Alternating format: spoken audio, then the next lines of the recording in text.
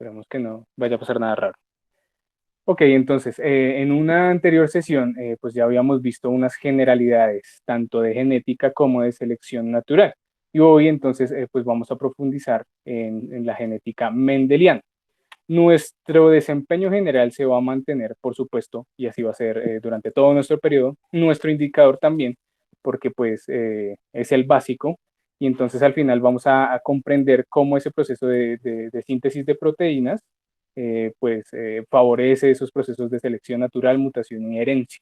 Y el objetivo típico, o bueno, típico no, más importante de la clase, es que ustedes conozcan cómo operan las leyes de Mendel. Recuerden siempre pues a este monje, a este chico que fue pues bien interesante en la biología y demás, porque fue pues el que utilizó las plantas de arveja pues para saber cómo serían unos caracteres de unas especies a otros. Recuerden, especie de la arveja Pisum sativum, está por aquí con su florecita y demás. No olviden a este chaval. Bueno, para poder checar bien esas leyes, tenemos que devolvernos a unos conceptos previos. Empecemos por el genotipo. Recordemos que ese genotipo es esa información genética, acuérdense del genoma, donde van a estar todos los cromosomas, es esa información genética que posee cualquier organismo que tenga ADN, ¿sí? Acuérdense de los 7 reinos, ¿sí? Pues para, obviamente, pasarla a su descendencia, bueno. Y voy a remontarme nuevamente pues a nuestro cuadrito del genoma nuestro, que es este, acuérdense, 23 pares de cromosomas o lo que también se puede decir como 46 cromosomas. Importante que recuerden, 22 van a ser autosomas, o sea, cromosomas no relacionados con funciones sexuales, y solo un par va a ser heterocromosoma o gonosoma, que van a ser los pares implicados pues en el tema del sexo y demás. Mm, Recordemos fenotipo. Básicamente lo que es el fenotipo es pues la expresión del genotipo, o sea, de esa información genética que pues va a estar determinada por el medio ambiente, pues donde vaya a estar la especie o donde vayamos a estar nosotros. Nunca olviden que el fenotipo puede ser visible o no puede ser visible. ¿Sí? ¿A qué me refiero? A que, por ejemplo, nosotros podemos expresar una enzima, una proteína, un polipéptido, y pues eso no se puede ver de forma fácil. Y aún así está haciendo pues una expresión fenotípica. Veamos a este bichito hermoso, creo que todas y todos lo conocen, se llama un ajolote, vulgarmente se le conoce como ajolote. En la cultura mexicana es el hermano de Quetzalcóatl, que es uno de los dioses por allá de los orígenes de ellos, y se llama Bistoma mexicanum, pero yo ¿por qué se los puse acá? Porque resulta que este color rosado de este bichito, estas branquias que ustedes ven, estos ojos, la abertura de la boca, pues eso es la expresión del genotipo. En conclusión, ¿qué es? Un fenotipo que nosotros podemos pues llegar a ver, ¿sí? Pero también vamos a tener varias variedades de esos fenotipos y vean también a otro ambiostoma, recuerden familia ambiostomatidae, y va a tener una coloración muy diferente, pero van a ser de las mismas especies. Ese es el ejemplo típico que uno puede encontrar refiriéndose a cualquier especie que ustedes quieran, ¿sí? Fenotipo, lo que puede llegar a verse o no. Y bueno, este ajolote nos deja una enseñanza muy importante para pues cuando tengan una relación personal fallida, ¿no? Entonces dice el ajolote viéndome todo orgulloso de que ya regeneré mi corazón de todo lo que me hizo mi ex. Y pues bueno, lo que pasa es que este ajolote tiene la capacidad de regenerar cualquier parte del cuerpo. Es un anfibio, por supuesto. ¿Y por qué les puse este anfibio? Básicamente para ejemplificarles lo del fenotipo y genotipo, pero también para demostrarles que en biología ni hay leyes ni hay generalidades. ¿Por qué? Porque este bicho es un anfibio y se supone que los anfibios desarrollan su ciclo vital en el agua y hacen una metamorfosis y bueno, ya resulta el individuo, ¿sí? Pero resulta que el ajolote tiene una capacidad neoténica. ¿Qué significa eso? Que este mancito puede madurar y seguir siendo niño al mismo vez, a la misma vez, y así se puede llamar en términos resumidos, que es algo que pues muchos quisieran hacer, pero pues siendo humanos no se puede. Bueno, recordemos por favor el concepto de alelo, que va a ser muy importante para más tarde cuando veamos esas leyes de Mendel. Y entonces, ¿qué es un alelo? Pues va a ser las distintas formas que puede tener un gen. Stop. Veámoslo más despacio nuevamente. Acuérdense que un gen puede ser una larga tira de bases nitrogenadas. Acuérdense, acá vamos a tener tres partes fundamentales, intrones y exones, ¿sí o no? Y ocurre que yo voy a tener diferentes alelos para este gen. Y pues, ¿cómo se puede ejemplificar de forma más sensu-stricta? Pues con el color de ojos. Entonces, ¿qué es un alelo? Yo voy a tener un alelo que me va a codificar información para ojitos verdes, o un alelo y del mismo gen que me va a codificar información para ojos cafés claros, café oscuros, café lo que quieran.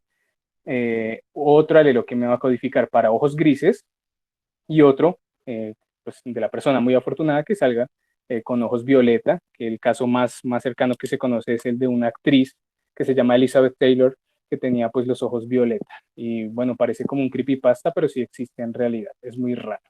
A eso se refiere alelo. Acuérdense, las diferentes formas que puede presentar un gen. Acuérdense de esos ojos. Y bueno, cromosomas homólogos, por supuesto, recordémoslos, ¿sí? Cuando hablemos de cromosomas homólogos, estamos hablando que tenemos un cromosoma de la madre y tengo otro del padre que me van a conformar un par, bien sea XX o un cromosoma sexual, acuérdense de X y Y, o cualquiera que ustedes pues quieran, que acá en este cariotipo, acuérdense que el cariotipo es este mapa de cromosomas que yo tengo aquí para saber lo que yo quiera. Acá voy a tener un par de cromosomas homólogos, aquí también lo voy a tener, aquí en todos los genes que tenemos aquí, perdón, en todos los cromosomas que tenemos aquí, pues hay cromosomas homólogos. Bueno, recordemos esos conceptos básicos de genética mendeliana, como es el caso de homocigótico. ¿Qué es homocigótico? Pues es cuando yo voy a tener dos alelos de forma idéntica, ¿ok? Voy a ejemplificarlo acá. Supongamos que yo tengo un X de mi papá y otro X de mi mamá, y justo en esta patica tengo el gen que me determina la forma de mi cabello, crespo, ¿cierto? Y acá en esta patica tengo el gen de mi mamá, que también me va a determinar que mi cabello va a ser crespo. A eso se refiere homocigótico. Veámoslo mejor en esta pequeña imagen. ¿Mm? Y, perdón, pongo este puntero. Y cuando yo me refiero a heterocigótico, es que en esta patica que estoy señalando en rojo, supongamos, el gen de mi papá me va a determinar que mi cabello va a ser crespo, pero en esta parte específica del gen de mi mamá, mi cabello va a ser liso, ¿ok? A eso se refiere heterocigótico. O sea que yo voy a tener tanto un gen dominante como un gen recesivo, ¿ok? Mientras que miren en un homocigótico, bien puede ser dominante, voy a tener, valga la redundancia, dos dominantes o un homocigótico recesivo. Bueno, y veamos dominancia. ¿Qué es dominancia? Pues básicamente es cuando ese alelo que yo tengo, ¿sí? Se va a expresar con más frecuencia dentro de una población pues específica. Citemos un ejemplo bien interesante de este pez anguiliforme, que pues es un depredador muy efectivo. Y entonces, ¿qué va a pasar? Que por ejemplo en el caso de Murena helena, que es este pececito que está acá, pues un rasgo dominante de estos peces es que van a tener una mandíbula doble. O sea, es como si fuera un depredador, un alien, perdón, de la vida real. Si alguien ha visto la película de Alien, saben que el alien tiene como dos bocas, dos mandíbulas más bien. La morena tiene dos mandíbulas, entonces ella lo que hace es coger y atrapar a su presa, y con esta otra mandíbula que tiene unos músculos poderosos aquí, la va a proyectar hacia ese individuo y lo va a empezar a destrozar. Entonces, eso es un carácter dominante, pero ojo, porque también vamos a tener recesividad, y no todos estos peces anguiliformes pues van a tener esa doble mandíbula. Van a haber unos muy poquiticos que no van a tenerla. Bueno, a eso se refiere dominancia. En la mayor cantidad de esas población de esas especies de morena vamos a tener doble mandíbula, y en una muy pequeña población pues no la va a presentar. A eso se refiere dominancia y recesividad. Veamos otro ejemplo para que quede muchísimo más claro. ocurre que en Japón hay una especie de cangrejo que se llama Eikiopsis japonica. ¿Qué pasa con este cangrejito o este crustáceo, para ponerlo en forma más macro? Eh, este crustáceo, si ustedes checan, contrasten con la imagen que tengo de este bello samurái acá, en la forma, se me olvidó ahora, ventral y superficial de este bicho, pues va a tener el patrón de la cara del samurái, que es una cosa impresionante que uno se dice, pero ¿cómo? Pero bueno, lo que pasa con este cangrejito en particular es que pues hay una leyenda que lo rodea, y es que una vez una dinastía, los Eiki, la otra no me acuerdo cómo se llamaba, se estaban dando duro para ver quién iba a sobrevivir, y pues los Heiki ya estaban súper sitiados, y pues como todo samurái, al no cumplir una tarea, pues se suicida. Básicamente ellos hicieron eso, se arrojaron al mar, la reina de esta dinastía se arrojó al mar con su último descendiente, y la leyenda entonces dice que las almas de los samuráis quedaron pues en estos cangrejitos, y por eso nacen con las caras de los samuráis de la dinastía Heiki. ¿Qué pasa? Que una gran cantidad de individuos de la población que yo voy a tener de Heikopsis japonica me va a presentar el patrón de samurái en su parte superficial.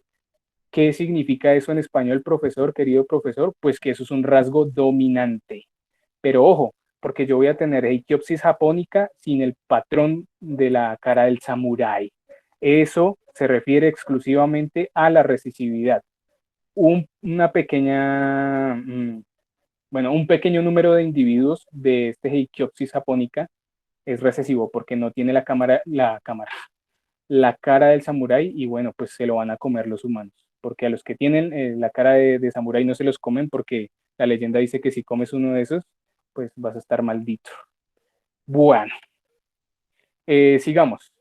El tema de la parentalidad y de las filiales. ¿Qué significa eso? Pues básicamente cuando yo a partir de ahora me refiera a algo parental, me estoy refiriendo a los progenitores de una descendencia. Supongamos acá tengo esta especie de aves que se llama Tersífone paradisi.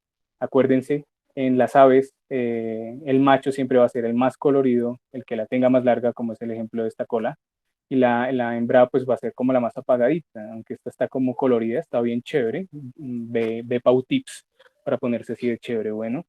Y entonces estos dos individuos, macho y hembra de Tersifone paradisi, va a ser mi parental, ¿sí? Y la descendencia de ellos, pues es cuando este decida montarla, conquistarla y demás, y vayan a tener pues ese pajarito chiquito. Esa va a ser la descendencia.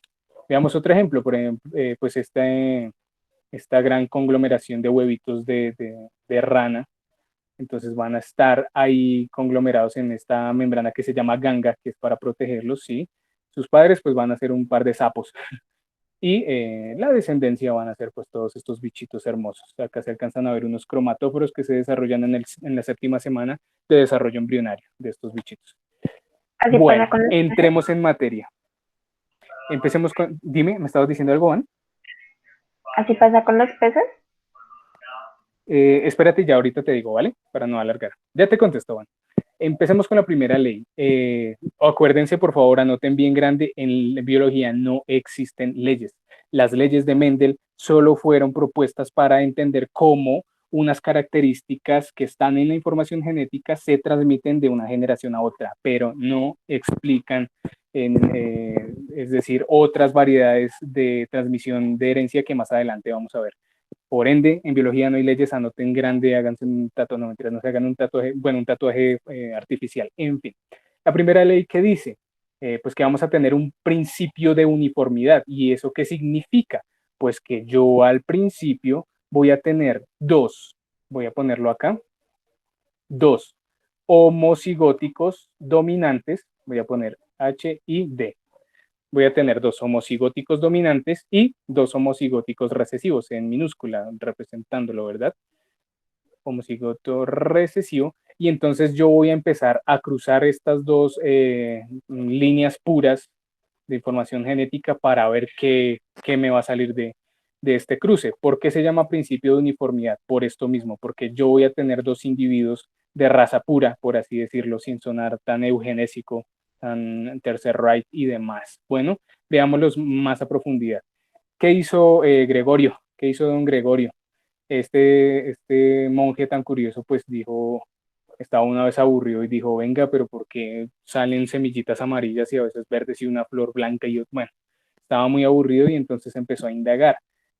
Acuérdense siempre, mis estimadas y estimados estudiantes, que cuando yo tengo dos letras, me estoy refiriendo a que tengo un gen de el papá de esa planta y otro gen de la mamá de esa planta, si es que así se puede decir, porque hay plantas que son eh, hermafroditas, por así decirlo. Bueno, cuando yo tenga dos letras, una va a corresponder al cromosoma del papá o del progenitor y la otra va a corresponder al cromosoma de la progenitora.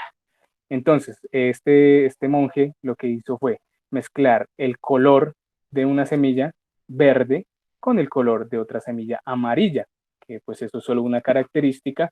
Y ojo, empecemos a mirar este cuadro de Punnett. Esto se llama un cuadro de Punnett, no lo propuso Mendel, no, lo propuso Punnett, por eso se llama así. ¿Mm? Y entonces, ¿cómo voy a ubicar esas características que tengo acá en mi cuadro de Punnett? Ustedes pueden colocar bien sea al papá aquí donde les estoy rayando o aquí donde quieran. Eso no va a alterar ningún resultado. Pero bueno, pongamos al gen de mi papá aquí y al gen de mi mamá acá, ¿ok? Para esa característica de verde Hulk. Y voy a poner el gen de mi mamá aquí y voy a poner el gen de mi papá acá, suponiendo que yo soy pues esa semillita de arveja. Y entonces, ¿cómo se van a realizar los cruces? Mucha atención acá, mis queridas y queridos estudiantes, porque primero se va a poner la letra mayúscula. Bueno, entonces voy a bajar esta letra mayúscula aquí y voy a poner la minúscula acá. Otra vez, voy a bajar la mayúscula aquí y voy a poner esta minúscula acá. Y así voy a hacer pues en todo el resto del cuadro de Punnett. ¿Qué dice la primera ley? Cuando yo empiezo a cruzar estos dos homocigóticos dominantes y recesivos de línea pura, voy a obtener que el 100% de mi población va a expresar el fenotipo de, pues de mi cromosoma homocigótico dominante. ¿Qué es eso en español? Pues que este man cruzó esas plantas y le resultaron todas las semillas verdes. Y entonces dijo, espere, wait. Vamos a cruzar dos heterocigóticos de esa primera filial. Acuérdense del concepto de filial, ¿ok? La segunda ley, ¿qué dice? Pues que tenemos un principio de segregación. ¿Y eso qué significa? Literal, o sea, lit, lo que va a pasar es que cuando yo vaya a cruzar mi primera filial, voy a tener dos individuos puros, o sea, homocigótico dominante, homocigótico recesivo, y voy a tener una variedad entre ellos. Veámoslo en esta imagen para que pues quede mucho más claro. Permítanme, voy a borrar aquí. Ok. Entonces, él lo que hizo fue que cogió esta F1. Acuérdense, F1 significa filial 1. ¿Qué es esa vaina? Pues el resultado del cruce de mis progenitores. ¿Sí o no? Acuérdense que estos bichos de acá son el resultado de ese primer cruce, recuérdenlo muy bien. Y entonces, ¿qué va a pasar? Y ténganlo muy presente, a pesar de que el gen dominante se haya expresado fenotípicamente, o sea, que haya producido semillas verdes, yo no voy a perder la información pues de mi mamá, no, yo la voy a tener ahí como gen recesivo, la voy a tener presente. ¿Cómo voy a ubicar los datos que yo tengo en mi cuadro de Punnett? De la misma forma. Entonces, si quiero, puedo poner a mi papá acá donde les estoy señalando. Si quieren, pueden poner a la mamá ahí donde les estoy señalando, como quieran. No pasa nada.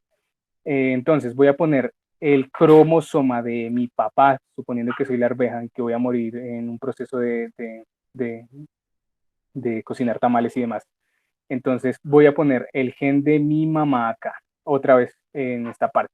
Voy a poner el gen que le corresponde a esa semillita de mi papá acá, ¿cierto? Y el gen de mi mamá acá. Bueno, por eso les resaltaba al principio el tema de los cromosomas homólogos. Acuérdense que siempre vamos a tener un par. Bueno, menos en nuestras células sexuales ya diferenciadas porque ahí se reduce, ¿se acuerdan? Y bueno, ¿qué resultó de ese cruce? resulta que, como les había mencionado ahorita, vamos a obtener este individuo que es homocigótico dominante, o sea, una línea pura, volvimos a la pureza, y voy a tener un homocigótico recesivo. Entonces, pues, que también constituye una línea pura, y ojo, porque voy a obtener dos individuos heterocigóticos.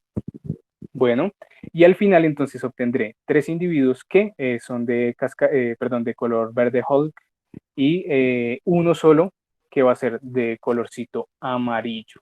Por eso se llama segregación, ¿vale?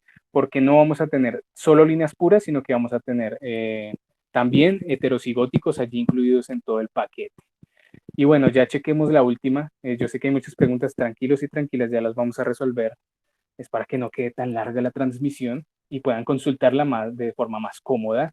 Y entonces la tercera ley pues se titula transmisión de herencia independiente y eso básicamente pues ya con ese enunciado sabemos de qué se trata la ley, porque imagínense que pues esos alelos que va a tener pues un gen o diferentes genes se van a heredar de forma independiente y también se van a combinar al azar, que pues eso es lo que pasa en la realidad. Ok, veámoslo de una forma mucho más dinámica en la siguiente tabla. Entonces, este tipo se divirtió mucho, dijo, oiga, muy chévere. ¿Sabe que ya no voy a mezclar solo colores, sino que me voy a estallar un resto y voy a mezclar colores y formas? Entonces, atención a una cosa. Este tipo cogió heterocigóticos, que son los que ustedes pueden apreciar acá, en esta parte que les subrayo en rojo. Y entonces, esta primera letra, recuerden, es un alelo dominante que va a codificar el color verde, recuérdenlo. Y este homocigótico o esta A minúscula recesiva me va a codificar el color amarillo, recuérdenlo. La B mayúscula me va a codificar la información para que mi semilla salga lisa y la B minúscula me va a codificar información para que mi semilla salga rugosa, ¿vale? Entonces, cuando yo realizo el cruce pues, de estas semillitas o de estas arvejas, vamos a ubicarla pues en un cuadro de Punnett. Ahorita vamos a hacer un ejercicio chévere y me va a resultar de la siguiente manera. Todos estos individuos pues que a él le resultaron, veámoslo a profundidad. 9 de ellos resultaron de color verde Hulk y la textura de su cáscara pues fue lisa, ¿cierto? 3 de ellos resultaron verdes, pero con su cáscara rugosa. 3 de ellos resultaron con su cáscara lisa y su color amarillo, ¿cierto?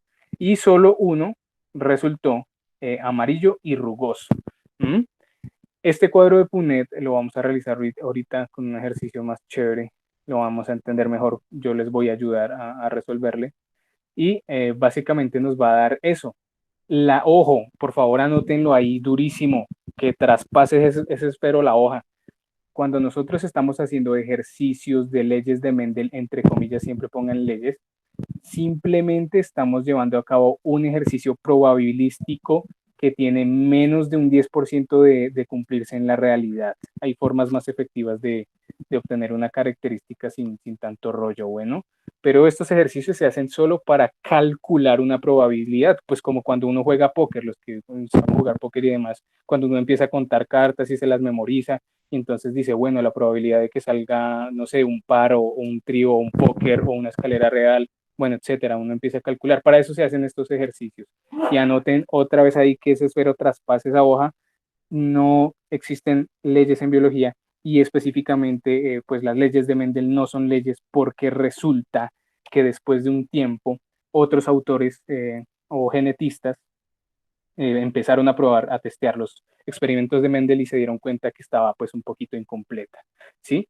Otras de las maneras de transmitir la herencia de un individuo a otro, pues las vamos a ver a continuación y una de ellas es la dominancia incompleta. Ojo, porque acá en este primer momento, si nosotros hacemos un cuadro de Punnett basándonos en la primera ley de Mendel, ley entre comillas, no vamos a tener flores o rosas rosadas, sino que la dominancia incompleta me dice que no necesariamente un alelo va a dominar sobre otro, no, sino que ambos podrían generar un individuo con la mezcla pues, de esa información genética. En conclusión, ¿qué significa eso? Que si yo tengo una rosa roja y la mezclo o la hago que se cruce o que se reproduzca con una rosa blanca, voy a tener rosas rosadas. Oh, re paradójico. Pero bueno, eso es lo que dice la dominancia incompleta en términos muy resumidos. Otro tipo de herencia que podemos ver se llama codominancia. Y entonces, en este caso, ambos alelos se van a expresar a la vez. Entonces, lo mismo, si hacemos un ejercicio aquí de leyes de Mendel con cuadro de Punnett, pues nos va a resultar que todas las vacas en un principio van a ser blancas y que esas 4 vacas resultantes van a ser heterocigóticas, ¿recuerdan? Pero la codominancia nos dice, si yo cruzo una vaca blanca y una vaca negra, me van a resultar vacas con parches, ¿sí? Que es lo que también puede pasar en la venación o en los patrones de las alas de las mariposas, o mírense ustedes mismos y ustedes mismas los ojos, chéquenlos, empiecen a mirar y verán que ustedes van a, en algunos casos van a tener en el centro pues de su retina, más bien en la periferia de la retina van a tener un color muy diferente y a medida que se va expandiendo pues hacia el límite de la esclerótica, que es la parte blanca del ojo, pues va a tener otro patrón. Chéquense los ojos y me van a creer, sin sacárselos, bueno. Entonces la codominancia me va a decir eso. Estos dos genes, o más bien estos dos alelos, no van a pelear, dicen no, distribuyámonos de forma uniforme y ambos nos expresamos, no hay lío. En el tema de los alelos múltiples, pues, ¿qué pasa? Que literal pueden existir varios alelos, ¿sí? Que pueden estar presentes en el fenotipo y nos puede dar, pues un individuo intermedio. En español, ¿qué significa eso? Y el ejemplo más contextual que nosotros podemos tener, pues los grupos sanguíneos.